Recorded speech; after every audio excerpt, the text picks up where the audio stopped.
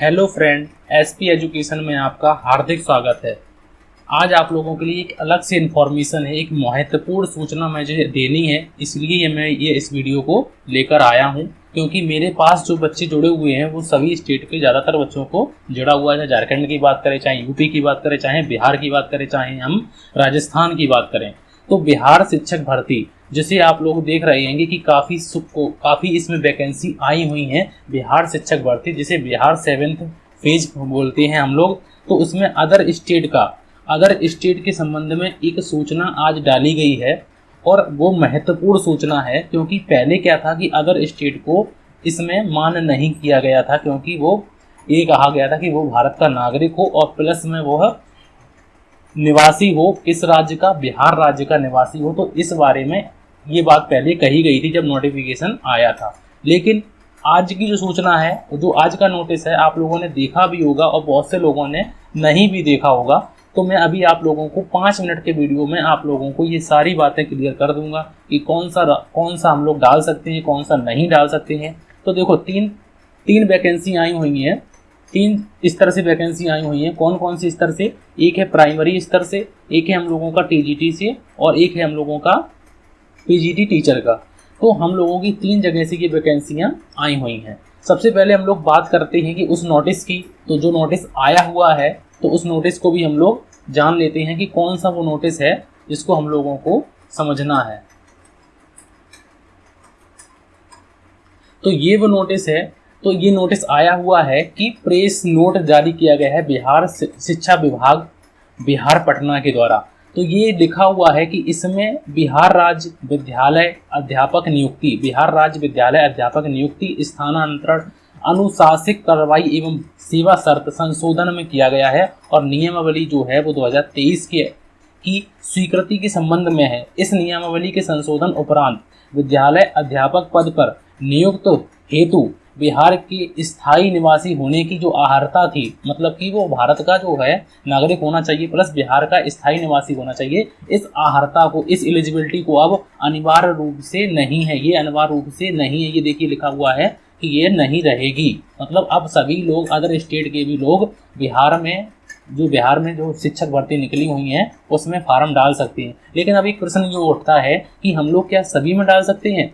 Primary में डाल सकते हैं, या फिर हम लोग टीजीटी में भी डाल सकते हैं, या फिर हम लोग पीजीटी में भी डाल सकते हैं? तो एक बड़ा टॉपिक हम लोगों का ये रहने वाला है कि हम लोग प्राइमरी में डाल सकते हैं, टीजीटी में डाल सकते हैं। अदर स्टेट की मैं बात कर रहा हूँ, अदर स्टेट की। बिहार राज्य वाला तो सभी में डाल सकता है, लेकिन अदर स्टेट वाला जो है वो सिर्फ, एक बात याद रखिए कि वो सिर्फ प्राइमरी में डाल सकता है। उसका रीज़न भी मैं अभी आप लोगों को बता दूंगा कि क्यों ऐसा किया गया है। तो मैं आप लोगों को बता देता हूँ। सबसे पहले हम लोग एक नोटिस की बात करते हैं, एक मतलब इनकी सभी की बात करते हैं कि इनकी एलिजिबिलिटी क्राइटेरिया क्या मांगी गई हैं। आप लोगों को मालूम होगा कि अगर हम लोग ऐसे ही लिख लेते हैं कि अगर आप लोगों को मालूम होगा कि अगर हम प्राइमरी की बात करें तो प्राइमरी में अगर हम लोग बात करें तो प्राइमरी में हम लोगों को सी-टेट या फिर और लिखा हुआ है यहाँ पे बी-टेट, मतलब कि बिहार का टेट यहाँ पे चाहिए है।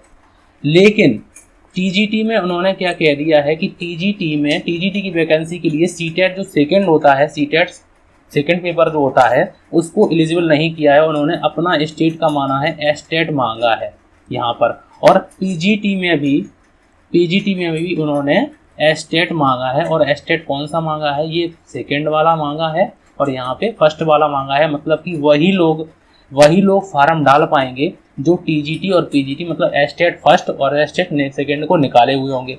तो अब आप लोग कहेंगे कि ये कौन लोग डाल, तो आप लोगों को याद होगा कि अभी थोड़े दिनों पहले बिहार एस-टेट में करके आया था और अकाउंट में उसमें निकली हुई थी, अकाउंट में और भी सब्जेक्टों से निकली हुई थी।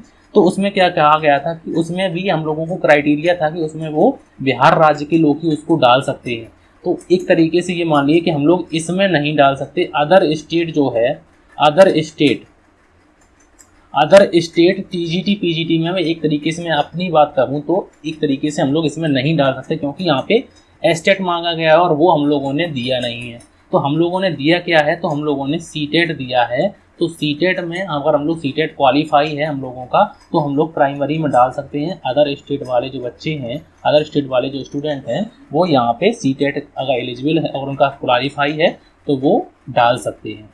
तो मैंने आप लोगों को जो महत्वपूर्ण सूचना थी वो मैंने अभी आप लोगों को बता दी है कि इससे आप लोगों को जो है, तो अगर हम लोग सभी की बात करें तो प्राइमरी में हम लोगों को, मैंने आप लोगों के लिए लिख रखा है, ये आप लोगों को मेरे टेलीग्राम चैनल पर ये मिल जाएगी, मैंने बना के रखा है। प्राइमरी में 1 से 5 तक की में 79,943 जो वैकेंसी आई हुई हैं, वैकेंसी ऊपर नीचे हो सकती है, ये नोटिफिकेशन में कहा गया है। तो इसकी जो क्राइटेरिया है ये आप लोगों से मांगी गई है। तो यहाँ पे देखिए, यहाँ पे कि सीटेट पेपर फर्स्ट और बीटेट, मतलब और का मतलब होता है कि अथवा ठीक है, और अगर एंड लिखा होता तो हम लोगों का मांगा गया है, मतलब इसको मांगा गया है, ठीक है।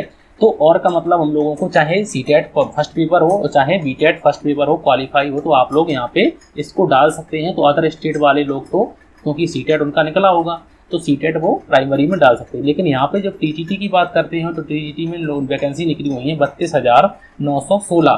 तो 32,916 जो निकली हुई है, तो इसमें देखो मांगा गया है एस्टेट पेपर फर्स्ट एग्जाम पास। तो एस्टेट हम लोगों ने दिया नहीं है, तो हम लोगों का एक तरीके से हम लोग इसमें नहीं डाल सकते हैं। और पीजीटी टीचर की बात करें तो बिहार एस्टेट जो है, एस्टेट देखो यहाँ पे मांगा गया है और एस्टेट सेकेंड पेपर मांगा गया है, तो ये भी हम लोगों ने नहीं दिया होगा और हो सकता है बहुत से बच्चों ने दिया भी होगा, तो उनके लिए एक अपॉर्चुनिटी है कि वो वहाँ पे डाल सकते हैं। लेकिन दिया कैसे होगा, क्योंकि वहाँ पे तो पहले मना किया रखा था, तो इसीलिए हम लोग एक तरीके से यहाँ पे और यहाँ पे नहीं डाल सकते। लेकिन हम लोगों को प्राइमरी का रास्ता है वो इस आज के जो नोटिस से एक तरीके से क्लियर हो गया है कि अब हम लोग बिहार अदर स्टेट जो है वो प्राइमरी टीचर में डाल सकता है। तो आज की वीडियो में मैंने आप लोगों को ये इन्फॉर्मेशन देने के लिए ये बनाया है कि मैं आप लोगों को कन्फ्यूजन दूर करने के लिए कि हम लोग अगर मान लो अदर स्टेट वाले अगर एलिजिबल हैं तो वो किस में डाल सकते हैं। तो एक तरीके से ये मैंने आप लोगों को सारांश के रूप में छोटी सी वीडियो में आप लोगों को सभी बातें क्लियर कर दी। तो आज की क्लास के लिए थैंक यू फॉर